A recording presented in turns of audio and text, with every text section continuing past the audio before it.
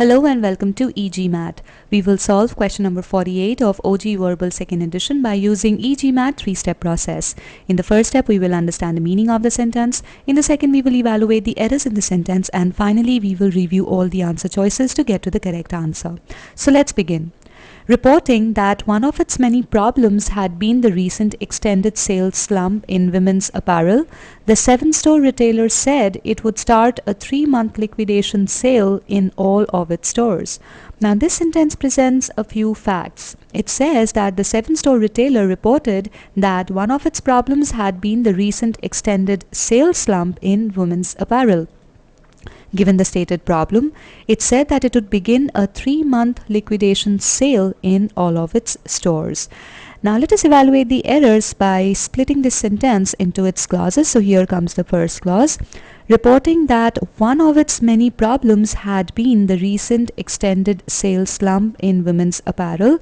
Here, one of its many problems is the subject and had been is the verb.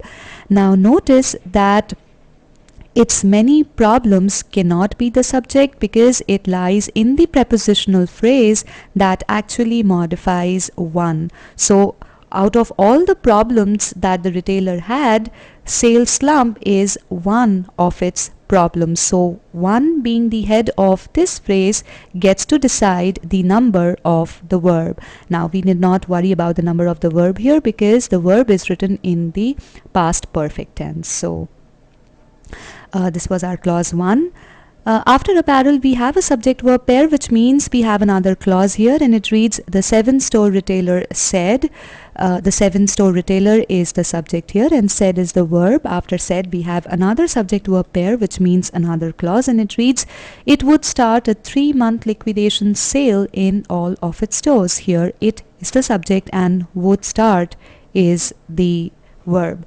Now, in the underlined portion of the sentence, singular pronoun its correctly refers to singular antecedent retailer. So we do not have any pronoun error here. Also, the stated problem existed before the retailer decided to do something about it.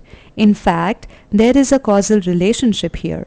Since the retailer found this problem of recent extended sales slump, he decided to begin a 3-month liquidation sale in its store.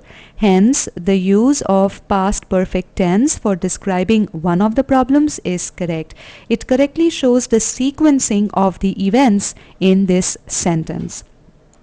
Also, adjective recent correctly modifies the noun sales slump. Notice here that both recent and extended are adjectives for the same noun sales slump.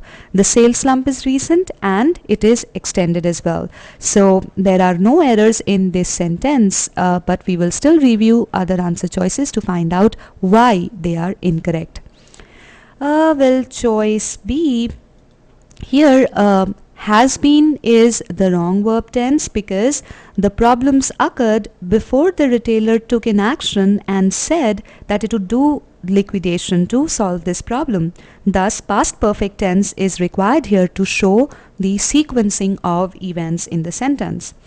Also, adverb recently is modifying the adjective extended, which even though is grammatically correct, is logically not correct. Notice that it is very important to understand the intended meaning of such single word modifiers such as recent.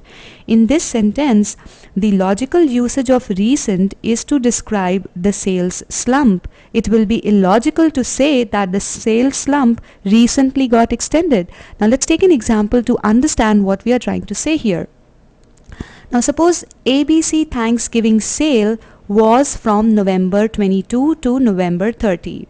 Now these guys decided to extend this sale till December 14. So if we talked about this sale say around December 16 or December 18, we would call this sale a recent extended sale because the sale was recent, that got over on December 13, and it was an extended sale which got extended from November 30th to December 14. So this is what the original sentence also wants to communicate by saying recent extended sale. But if we make it recently extended sale, here recently is actually modifying the the adjective extended, which means a sale that was extended recently. This is not the meaning, this is not the intended meaning of the sentence. The sale was recent and not extended recently. So these two errors make choice B incorrect. Well, choice C again repeats the same recently error as in choice B.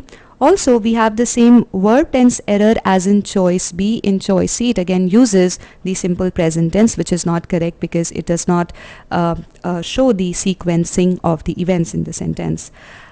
In choice D, we have plural pronoun there that is referring to singular retailer, which is certainly not correct. Also, we have the same verb tense error of simple present tense that we found in choice B. So these two errors make choice D incorrect. In choice E, we have plural pronoun there to refer to retailer, which is again incorrect as we found out in D. So as we discussed during the error analysis, choice A is the correct answer for this sentence. This brings us to the takeaway messages of the sentence. We must use correct verb tenses to express the logical verb sequencing in the sentence. Also, pronouns must always agree in number with their noun antecedents. Also, adverbs modify verb and adjectives, while adjectives modify nouns. So it is very important to understand the role of the word in the context of the sentence to determine if usage of the verb as adverb is correct or as adjective is correct. The concepts tested in this sentence have been covered in e-GMAT concepts level 1 significance of meaning, level 1 verb sequencing, and level 1 correcting modifier errors.